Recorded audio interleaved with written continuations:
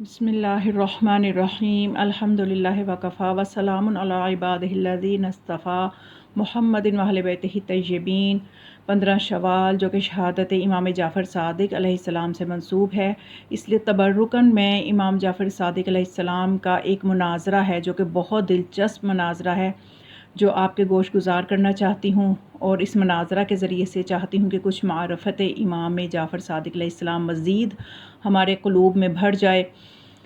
تو یہ بہت ہی دلچسپ مناظرہ ہے جس کو شیخ مفید نے اپنی کتاب میں ذکر کیا ہے، اور اس کا جو راوی ہے وہ یونس بن یعقوب ہے۔ وہ یہ کہتا ہے کہ ایک مرتبہ میں ابو عبداللہ علیہ السلام کے پاس ان کی بارگاہ میں موجود تھا کہ اہل شام سے ایک شخص آیا۔ اہل شام سے مراد کہ وہ شخص جو کہ شامی ہے تو یقیناً وہ بغض رکھتا ہے اپنے دل میں، اور اس کی جو ذہنی تربیت نسلوں سے ہوتی آئی ہے حاکم شام کے دور سے لے کے، تو پھر یقیناً یہ کہ ایسا مرد ہے جو کہ دل میں اہل بیت کی معرفت نہیں رکھتا۔ اور یہ جب آیا امام علیہ السلام کی خدمت میں تو یونس بن یعقوب کہتا ہے کہ وہ شخص آ کے تو مولا سے کہنے لگا کہ میں صاحب کلام ہوں، اور میں احکام دین سے بھی واقف ہوں، فرائض سے بھی واقف ہوں، اور میں آپ کے اصحاب کے ساتھ مناظرہ کرنے آیا ہوں۔ یعنی مولا امام جعفر صادق علیہ السلام کے شاگردوں کی اتنی شہرت تھی کہ ان کے شاگردوں سے لوگ، ان کے اصحاب کے ساتھ لوگ مناظرہ کرنے کے لیے آیا کرتے تھے۔ تو وہ مولا سے تو مناظرہ کرنے کی جرت نہیں تھی، تو اس نے کہا میں آپ کے اصحاب کے ساتھ مناظرہ کرنے کے لیے شام سے وہ آیا تھا۔ تو اب جب حضرت امام جعفر صادق علیہ السلام کو جب اس بات کا علم ہوا تو آپ نے فرمایا جو کچھ بھی تمہارا کلام ہے وہ کلام فرمان رسول خدا ہوگا یا تیرا اپنا کلام ہوگا؟ تو وہ شامی کہنے لگا کہ بعض رسول اللہ کی طرف سے ہے اور بعض میری طرف سے ہے۔ تو امام علیہ السلام نے فرمایا پھر تو تم رسول اللہ کے شریک ہوئے۔ وہ کہنے لگا نہیں۔ تو آپ صلی اللہ علیہ وآلہ وسلم نے فرمایا تو آپ علیہ السلام نے فرمایا کہ تو نے وحی سنی ہے؟ وہ کہنے لگا نہیں۔ تو آپ نے فرمایا کہ تیری اطاعت کیا واجب ہے جس طرح رسول اللہ کی اطاعت واجب ہے؟ تو وہ یہ کہنے لگا کہ نہیں۔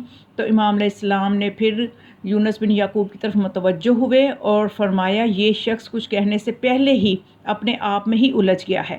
یعنی اس کو امام علیہ السلام نے خود اسی کے تفکر میں، اسی کی جو بات تھی اسی میں مبتلا کر دیا، اسی میں الجھا دیا۔ یعنی وہ اپنے ہی بات کا جواب نہ دے سکا کہ جب وہ یہ کہنے لگا کہ کچھ فرمان رسول ہوگا اور کچھ میرا کلام ہوگا، تو وہیں سے امام نے اس کو پکڑ کی اور اس سے کہا کہ کیا تم پھر اس طرح سے تو رسول اللہ کے شریک ہو گئے، تو کیا تمہارے بھی اطاعت واجب ہے؟ تو ان سب چیزوں کے جواب نہ دے سکا اور اپنی ہی بات میں وہ پھنس کے رہ گیا۔ تو اصل میں جو امام ہوتا ہے وہ انسان کی نیت سے، اس کے باطن سے واقف ہوتا ہے، اور یہی امام کے من اللہ ہونے کی دلیل ہے، منصوص من اللہ ہونے کی یہ دلیل ہے کہ امام دلوں کے راز جانتا ہے۔ اور امام علیہ السلام کی آپ دیکھیں، کسی بھی امام کی زندگی کو آپ دیکھیں تو وہ بعض اوقات ایک ہی سوال مختلف لوگ جب ان سے کرتے ہیں تو ہر انسان کو اس کی اپروچ کے مطابق جواب دیتے ہیں۔ کسی کو نفسیاتی طور پہ جواب دینا مناسب ہوتا ہے تو امام نفسیاتی جواب دیتے ہیں، کسی کو کسی اور دلیل کے ساتھ جواب دینا ہوتا ہے تو اس کو اس کی دلیل کے حساب سے، ذہنیت، اپروچ کے حساب سے جواب دیتے ہیں۔ جیسا کہ میں اس مناظرے کی طرف آنے سے پہلے میں امام علیہ السلام کا ایک بہت خوبصورت میں آپ کے سامنے واقعہ پیش کرتی ہوں کہ منصور جو تھا ایک مرتبہ، جو کہ ایک عباسی خلیفہ تھا، وہ بیٹھا ہوا تھا کہ ایک مکھی اس کے ناک پر بیٹھی، اس نے ہنکا دیا، وہ دوبارہ بیٹھی، اس نے پھر ہٹایا، یہاں تک کہ چند مرتبہ ایسا ہی ہوا، نہایت عاجز آ گیا نا جب منصور جو کہ دشمن آل محمد تھا۔ تو اتنے میں حضرت امام جعفر صادق علیہ السلام جب وہاں تشریف فرما ہوئے تو کہنے لگا اے ابو عبداللہ، خدا نے مکھیوں کو کس واسطے پیدا کیا ہے؟ یعنی اس کا سوال دیکھیں۔ تو امام علیہ السلام نے جو اس کے لیے جواب معقول تھا وہ دیا، فرمایا اس لیے کہ جو بڑے بادشاہان جبار ہیں ان کو ذلیل و عاجز کر دے۔ یعنی خدا کی قدرت دیکھیں کہ اتنے بڑے بادشاہ کو ایک مکھی عاجز کر دے، تو اگر خدا چاہے تو ایک مکھی کے ذریعے سے بھی بڑے سے بڑے جابر کو ذلیل کروا سکتا ہے۔ تو امام علیہ السلام نے اس کو یہی درس تھا جو کہ دیا کہ مکھی کے پیدا کرنے کا مقصد یہ ہے کہ بادشاہان جبار کو خدا ذلیل و عاجز کر دے۔ تو اسی طرح سے جب وہ آیا کہ کہنے لگا کہ میں نے آپ کے صحابہ میں سے کسی اصحاب کے ساتھ میں نے مناظرہ کرنا ہے، تو امام علیہ السلام نے جب اس کو اسی کے سوال میں الجھا دیا تو پھر اپنے صحابی یونس بن یعقوب سے کہا یہ شخص کچھ کہنے سے پہلے ہی اپنے ہی آپ میں الجھ گیا ہے۔ پھر آپ نے فرمایا اے یونس اگر تجھے مناظرہ آتا ہو تو اس سے بات کرو۔ یونس نے کہا کہ میں نے اظہار افسوس کیا اور عرض کیا کہ میں آپ پہ قربان جاؤں کہ میں مناظرہ کرنا اس وقت جو ہے وہ یہ صلاحیت نہیں رکھتا کہ میں مناظرہ کرنے کا ارادہ نہیں رکھتا۔ تو پھر آپ نے فرمایا دیکھو اور جو متکلم نظر آئے اسے اندر لے آؤ۔ یونس کہتا ہے کہ جب میں باہر نکلا تو وہاں پر میں نے بہترین مناظر حمران کو دیکھا، ایک اور مناظر جو تھا متکلم اس کو دیکھا، پھر محمد بن نعمان بھی تھا، حشام بن سالم بھی تھا اور اس کے علاوہ اور لوگ بھی تھے۔ تو میں جب ان کو دیکھا تو ان کے پاس آیا اور جب سب لوگ جمع ہو گئے تو ہم اس وقت امام علیہ السلام کے خیمہ میں پہاڑ کے کنارے پر تھے جو حرم کی طرف تھا، اور حج سے کچھ دن پہلے کا یہ واقعہ ہے۔ تو امام علیہ السلام نے اپنا سر خیمہ سے باہر نکالا کہ اچانک انہیں ایک تیز رفتار اونٹ نظر آیا، تو آپ نے فرمایا رب کعبہ کی قسم یہ حشام ہے۔ تو راوی کہتا ہے کہ میں نے دیکھا کہ ہاں واقعاً وہ حشام بن حکم تھا جس پہ امام کو بہت فخر تھا۔ تو امام علیہ السلام نے اس کا استقبال کیا، اس کو خصوصی جگہ پہ بٹھایا اور پھر مختلف صحابہ کے ساتھ وہ جو شام سے شخص آیا تھا اس کا مناظرہ کروایا۔ تو پہلے حمران سے کہا کہ اس شخص سے مناظرہ کرو، یعنی شامی سے۔ تو اس شامی کے ساتھ جب حمران نے مناظرہ کیا تو حمران غالب آ گیا، ظاہر صحابی امام تھا، اپنے دامن میں دلائل رکھتا تھا۔ پھر حشام بن سالم سے فرمایا تم اس سے مناظرہ کرو، اس نے مناظرہ کیا، لیکن وہ ایک دوسرے پر مناظرہ کرنے کے دوران زیادتی کرنے لگے۔ پھر آپ نے قیس سے کہا کہ تم مناظرہ کرو، اس نے مناظرہ کیا۔ تو اسی طرح سے اس کے مناظرہ کے دوران امام علیہ السلام مسکرانے لگے اور فرمایا کہ شامی اس کے ہاتھوں بھی بیار و مددگار ہو گیا ہے۔ پھر آپ نے شامی سے کہا اس نو عمر جوان یعنی حشام بن حکم سے مناظرہ کرو۔ تو پھر اس کے بعد شامی نے حشام سے کہا جو کہ بالکل نوجوان تھا، حشام بن حکم اس وقت بالکل نوجوان تھا کہ جس کی تازہ داڑھی آ رہی تھی۔ تو اس نے حشام سے کہا اے لڑکے مجھ سے ان کی امامت کے بارے میں سوال کرو، یعنی امام علیہ السلام کی امامت کے متعلق سوال کرو۔ تو حشام کو غصہ آ گیا یہاں تک کہ وہ کانپنے لگا اور اس نے کہا کہ مجھے تم پہلے یہ بتاؤ کہ کیا تمہارا پروردگار، اب یہ دیکھیں جو امام کا تربیت یافتہ حشام بن حکم ہے اس کے دلائل غور سے سننے والے ہیں۔ اس نے شامی سے کہا کہ کیا تمہارا پروردگار اپنی مخلوق کے لیے بہتر سوچ سکتا ہے یا اور نگرانی کر سکتا ہے یا خود مخلوق اپنے لیے بہتر سوچ سکتی ہے؟ شامی نے کہا میرا پروردگار بہتر نگرانی کر سکتا ہے۔ تو حشام نے کہا تو ان کے دین کے لیے اس نے کیا کچھ سوچا ہے؟ اپنی مخلوق کے دین کے لیے کیا سوچا ہے؟ تو وہ شامی کہنے لگا انہیں مکلف قرار دیا ہے اور ان کے لیے اس پر حجت اور دلیل قائم کی ہے جس کی انہیں ذمہ داری سونپی ہے، اور تاکہ اس حجت کے ذریعے سے وہ شبہات کو دور کریں۔ تو حشام نے کہا وہ کون سی دلیل ہے جو ان کے لیے قائم ہے؟ تو شامی نے کہا رسول اللہ جو ہیں وہ دلیل ہیں، وہ حجت ہیں جس کو اللہ نے اپنی مخلوق پہ قائم کیا ہے۔ تو حشام نے کہا رسول اللہ صلی اللہ علیہ وآلہ وسلم کے بعد کون حجت ہے اللہ کی طرف سے؟ تو اس نے کہا قرآن و سنت۔ تو بس یہی اصل میں وہ راستہ ہے جہاں پہ آ کے جو ہے آل محمد کے چاہنے والے الگ ہو جاتے ہیں اور تمام دوسرے مسلک مسلمانوں کے الگ ہو جاتے ہیں۔ اس نے کہا کہ قرآن و سنت ہے رسول اللہ کے بعد۔ تو حشام نے کہا کہ اب یہ دلیل سننے والی ہے کہ حشام نے کیا کہا کہ کیا آج ہمیں قرآن و سنت اس چیز میں نفع دے سکتے ہیں جس چیز میں ہمیں اختلاف ہو، یہاں تک کہ وہ اختلاف دور ہو جائے اور اتفاق ہو سکے؟ شامی نے کہا ہاں ایسا ہو سکتا ہے۔ تو حشام نے کہا پھر ہم میں اور تجھ میں اختلاف کیوں ہے، حالانکہ تو شام سے ہماری مخالفت کرنے کے لیے آیا ہے اور تو گمان کرتا ہے کہ رائے ہی دین کے لیے کافی ہے اور یہ قرآن اور سنت کافی ہے مخالفت کو دور کرنے کے لیے، تو پھر تو اتنی دور سے میرے ساتھ مناظرہ کرنے کیوں آیا ہے؟ تو پس شامی جو تھا وہ ایک متفکر شخص کی طرح خاموش ہو گیا۔ تو ابو عبداللہ نے فرمایا، امام علیہ السلام نے فرمایا تمہیں کیا ہو گیا ہے شامی، بولتے نہیں ہو؟ کہنے لگا اگر میں کہوں کہ ہم اختلاف نہیں کرتے تو ظاہر ہے کہ پھر میں شام سے کیا کرنے آیا ہوں؟ یعنی وہ لاجواب ہو گیا حشام بن حکم کے اس سوال پہ۔ تو پھر امام علیہ السلام نے اس سے فرمایا کہ اب تم اس سے سوال کرو۔ تو شامی نے کہا کہ ٹھیک ہے۔ اس نے وہ عقل مندی اپنی طرف سے یہ دکھائی کہ اس نے وہی سوال حشام پہ کر دیے۔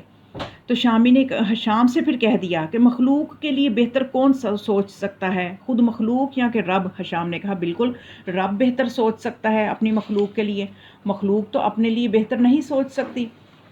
تو پھر اس کے بعد شامی نے کہا کہ کیا خدا نے کسی کو حجت قرار دیا ہے ان کے لیے کہ جو انہیں ایک بات پہ جمع کرے اور اختلافات کو دور کرے اور حق و باطل کو واضح کرے؟ تو حشام نے کہا کہ ہاں۔ تو شامی نے کہا وہ کون ہے؟ تو حشام نے کہا ابتدا میں تو رسول اللہ صلی اللہ علیہ وآلہ وسلم تھے شریعت میں، اور نبی کے بعد ان کے علاوہ، تو شامی نے کہا کہ نبی کریم کے بعد ان کے علاوہ ان کی حجت اور دلیل کو واضح کرنے کے لیے کون ان کا قائم مقام ہو سکتا ہے؟ تو حشام نے کہا ہمارے اس زمانے میں اور اس زمانے کا امام۔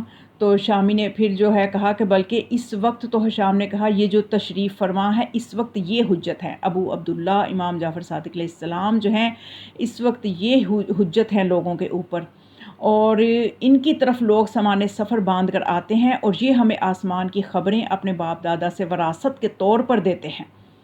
تو یہاں تو یقیناً امام علیہ السلام جو ہیں وہ وارث ہیں اپنے ان تمام علوم کے جو رسول خدا جن علوم کے وارث تھے، اس لیے کہ امام جعفر صادق علیہ السلام کا یہ فرمان ملتا ہے کہ امام فرماتے ہیں کہ ہمارے پاس رسول خدا کی تلوار ہے، رسول خدا کا نشان ہے، ہمارے پاس انگشتری سلیمان ہے، ہمارے پاس اسم اعظم ہے، ہمارے پاس الواح موسیٰ ہیں، ہم وارث انبیاء ہیں۔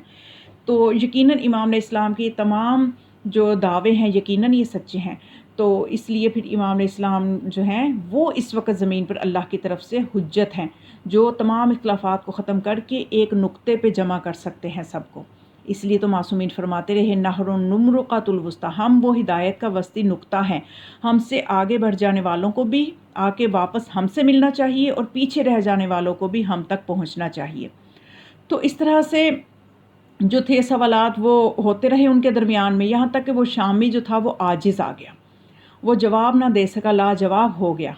اور پھر اس کے بعد امام علیہ السلام جو ہیں نے فرمایا کہ اے شامی میں تمہیں سوال کرنے سے بے نیاز کرتا ہوں، یعنی تمہیں سوال کرنے کی ضرورت نہیں، میں تجھے تیرے چلنے تیرے سفر کرنے کی خبر دیتا ہوں۔ تو فلاں دن فلاں گھر سے نکلا، فلاں راستے سے آیا، فلاں فلاں مسئلے تجھے راستے میں ہوئے، فلاں فلاں تمہارے قریب سے گزرا، اور جو کچھ حضرت فرماتے رہے شامی کہتا گیا کہ آپ نے سچ فرمایا، خدا کی قسم آپ نے سچ فرمایا۔ پھر شامی نے کہا میں اب اللہ کے لیے اسلام لاتا ہوں۔ تو امام علیہ السلام نے فرمایا بلکہ اب اللہ پر ایمان لائے ہو، بے شک اسلام جو ہے وہ ایمان سے پہلے ہے، جس کی بنا پر ایک دوسرے کے وارث ہیں اور ایک دوسرے سے نکاح کرتے ہیں، اور ایمان کے اوپر انہیں ثواب دیا جائے گا۔ تو شامی نے کہا آپ نے سچ فرمایا، میں اس وقت گواہی دیتا ہوں کہ لا الہ الا اللہ محمد رسول اللہ وانک وصی الاوصیاء، میں گواہی دیتا ہوں کہ اللہ کے علاوہ کوئی معبود نہیں، محمد اللہ کے رسول ہیں اور آپ اوصیاء، آپ اللہ کے وصی ہیں۔ تو اس طرح سے امام علیہ السلام کا یہ جو مناظرہ ہے بہت ہی خوبصورت مناظرہ ہے کہ کس طرح سے حشام بن حکم نے اس کو دلائل دیے اور اس کے سوالات کے جوابات دیے، اور جب خود اس سے سوالات کیے تو اس کو تب بھی لاجواب کیا۔ یہ ہے امام علیہ السلام کی درسگاہ کی تربیت۔ تو جب ان ہستیوں سے انسان وابستہ ہو جاتا ہے دلی طور پہ تو اس کے لیے یہ انسان کے لاشعور کا رابطہ امام اپنے زمانے کے امام سے ہو جاتا ہے۔ تو اسی طرح ہم بھی اپنے زمانے کے امام کے جتنا قریب ہوں گے ہماری بھی جو ہے ہمارے لیے راہیں آسان ہوں گی اور ہمارے اندر بھی ایسے دلائل دینے کی صلاحیت آ جائے گی۔ تو بس آج یہ جو 15 شوال ہے اس میں ہم تعزیت پیش کرتے ہیں اپنے زمانے کے امام کو، جو امام جعفر صادق علیہ السلام کے بیٹے ہیں، فرزند ہیں۔ ہم ان کو ان کے دادا امام جعفر صادق علیہ السلام کی شہادت کی تعزیت پیش کرتے ہیں، اور افسوس ہزار افسوس ایسے امام عالی مقام کو منصور لعین نے زہر سے شہید کیا، گرچہ اس نے کئی مرتبہ امام علیہ السلام کو قتل کا ارادہ کیا مگر حضرت کے معجزات دیکھ کر باز رہتا تھا۔ جب آپ کی شہادت کا زمانہ قریب آیا تو منصور نے کچھ انگور زہر آلودہ لیے، مدینہ کے پاس والی مدینہ کو بھجوائے اور اس کو کہا کہ کسی ہیلہ و بہانہ سے امام کو کھلائے۔ تو بس اس ملعون نے وہ انگور بطور تحفہ آپ کے پاس بھیجے۔ جب آپ نے نوش فرمائے تو تمام جسم میں ان کا زہر پھیل گیا، اور اسی صدمہ سے حضرت علیہ السلام جو ہیں وہ اس دنیا سے تشریف ظاہراً لے گئے اور مدینہ میں جنت البقیع میں اپنے والد امام محمد باقر علیہ السلام اور اپنے دادا امام زین العابدین علیہ السلام اور امام حسن علیہ السلام کے پہلو میں دفن ہوئے۔ الا لعنۃ اللہ علی القوم الظالمین وسیعلم الذین ظلموا ای منقلب ینقلبون۔